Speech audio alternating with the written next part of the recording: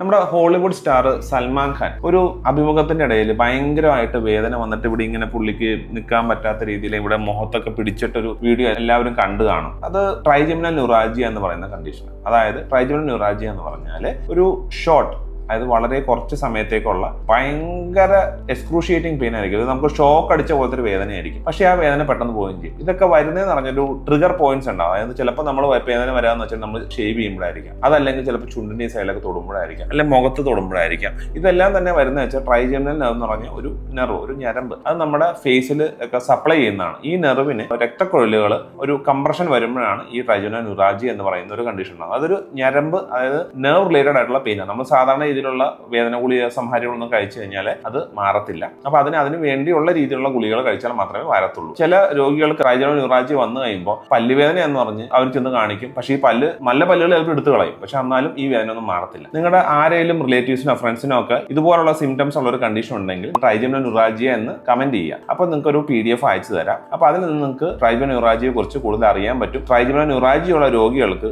പല്ലുവേദന എന്ന് പറഞ്ഞ് വെറുതെ പല്ലൊന്നും എടുത്ത് കളയേണ്ടി വരികയില്ല.